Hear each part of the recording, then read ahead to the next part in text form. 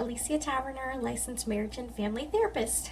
I might look a little bit different because I did get all my hair cut off, but I'm feeling light and I'm excited to come to you live today and share some myths about divorce and some of the greatest predictors of divorce. So let's go ahead and dive in. I assume that everybody can hear me. If not, just leave something in the comments. But I want to just quickly give you guys some tips and share a little bit about some of the misconceptions that we might have about divorce.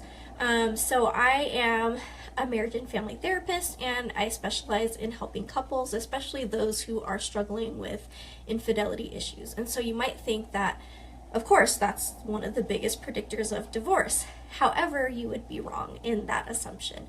And so a lot of the couples that I work with who are struggling with infidelity actually come out with an even better relationship than they had before the infidelity if they're willing to work through, rebuild trust, and rebuild a connection. And so another myth that people have is that if we just have common interest, that's going to keep us together. And so that is a total myth, because it's not really about your interest. I mean, you and your partner can both really love going hiking.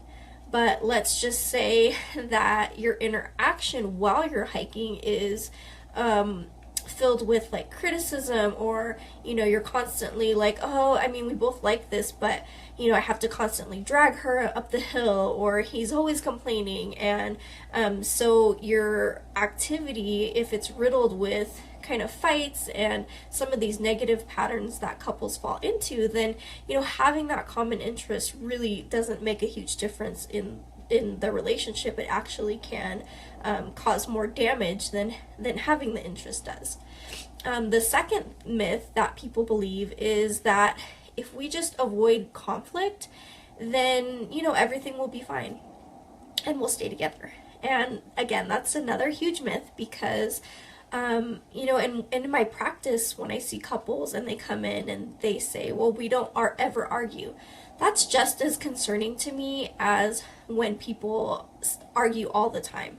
And even when people argue all the time, it's not necessarily something that, I'm super concerned about, because as long as you're doing it in a healthy way, then you're actually having some good communication. It means that you're working to get your needs met. And so having conflict, isn't necessarily a predictor of divorce, and also avoiding conflict isn't necessarily, something that will keep you together. Another thing about avoiding conflict is that when you're kind of just doing it at all costs, that means that you might not be happy. You might feel like, wow, my needs really aren't getting met in this relationship.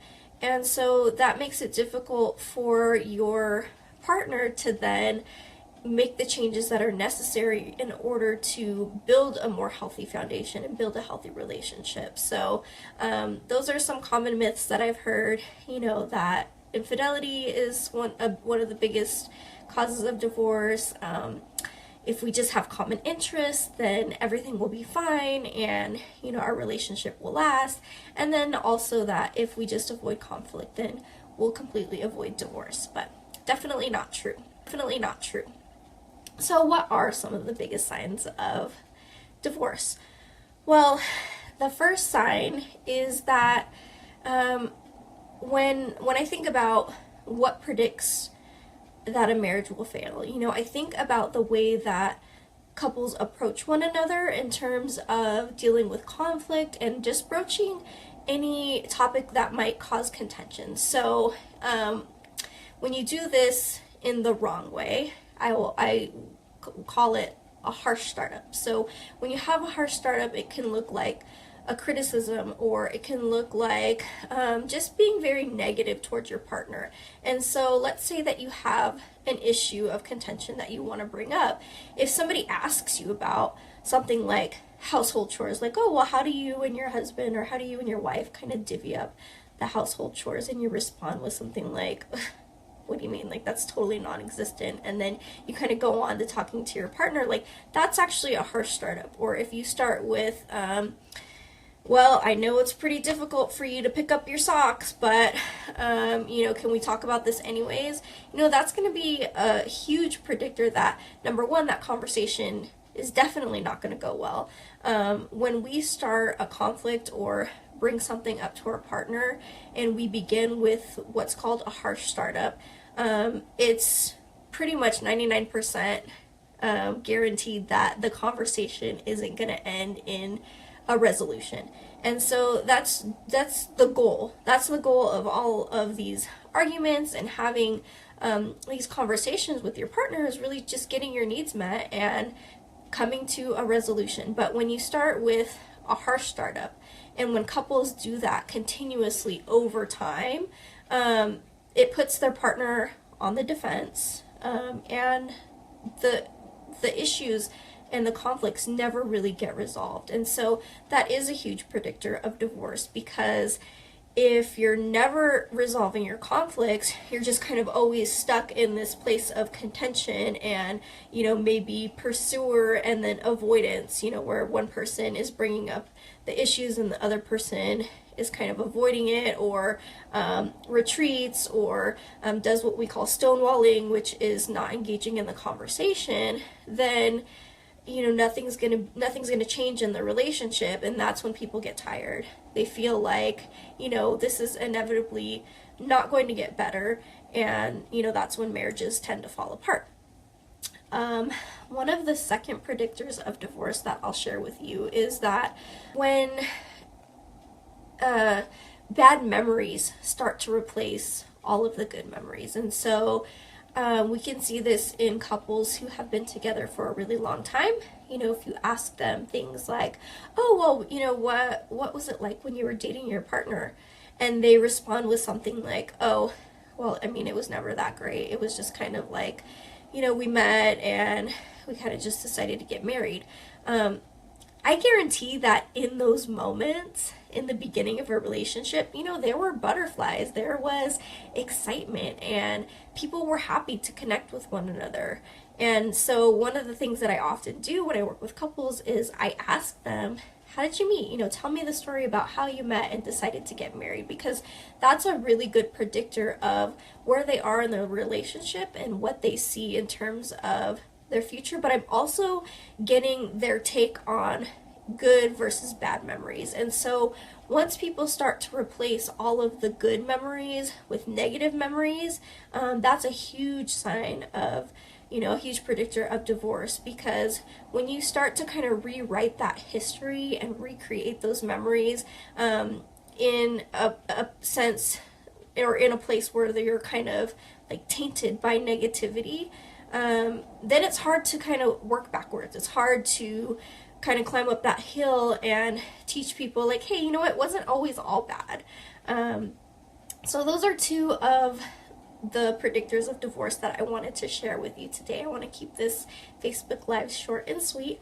And this is just kind of a taste of what's coming up for me in terms of my upcoming date night workshop. And so if you haven't heard, I am holding a date night with a difference. And so we all know that we need a date night, right? Because that's what builds our friendship. That's what builds our connection with our partner. And so I'm often teaching the same principles to couples when they first come to me for couples counseling.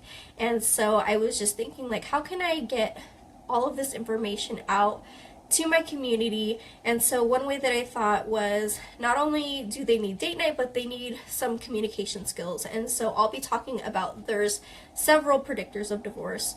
These are just a few quick ones that I wanted to share with you today. But during the date night, there's going to be dinner.